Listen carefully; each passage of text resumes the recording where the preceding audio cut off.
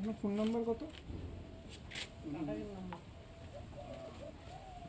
Ring করেন তো। লকটা খুল।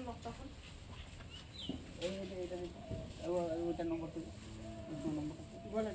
9476। আপনার নাম? মাসুদ করিম। আপনার ছেলের নাম কি? মেরাজ শরীফ।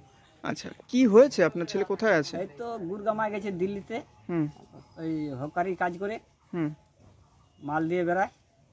আর 15 দিন হলো যায়, তো বাংলা কথা বললেই বলে বাংলাদেশি বলে, ওই জন্য ভয়ে আতঙ্ক হয়ে আছে। আমি চাই আমার একটা ছেলে ও যেন বাড়িতে চলে আসে। মানে কি ভয় দেখানো হচ্ছে? ও বাংলা বলছে তো কি ভয় দেখানো হচ্ছে? ওই তো বলছে যে বাংলাদেশি।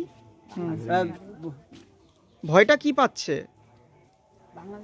ওই যে বাংলাদেশে পাঠিয়ে দিবে নাকি ওইটা বলছে।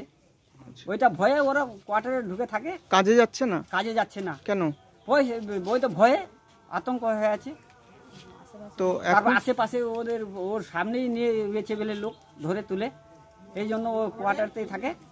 আর আমার ছেলেটা ফোন করছিল কৃষ্ণ কল্যাণীকে কালকে রাত্রেবেলায়, তো ও বলছে আমার কাছে তো পয়সা করি নাই, আমি কিভাবে বাড়িতে যাব। তারপরে কৃষ্ণ কল্যাণী আবার ছেলেটার আমার দয়া করছে, 5,000 টাকা দিয়ে পাঠাইছে যে আমার যেন ছেলে বাড়িতেই চলে আসে।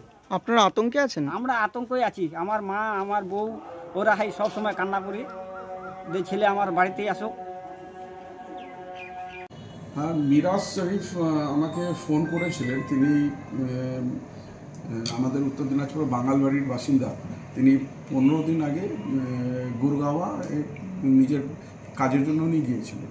তো ওখানে যাওয়ার পর ওনার সাথে যারা চীনা পরিচিত ছিল তাদেরকে পুলিশ ধরছে, পুলিশ ডিটেনশন ক্যাম্পে নিয়ে যাচ্ছে, হ্যারাসমেন্ট করতেছে।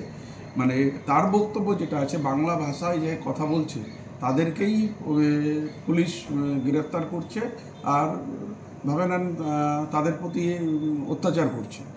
তো আমাকেও উনি ফোন করে বললেন যে দাদা আমি বাড়িতে ফিরতে চাই, কিন্তু আমি 15 দিন ধরে আছি এখানে, কোনো কাজে কোথাও বেরোতে পারছি না, মাথা লুকিয়ে আমি রয়েছি, আমার কাছে টাকা পয়সাও নাই, আপনি যদি একটু আমাকে হেল্প করতেন তাহলে আমি ফিরে যেতে পারতাম। তো আমি এই কথা শোনার পর ওনাকে আর্থিকভাবে সহযোগিতা করলাম যাতে ও ফিরে আসতে পারে।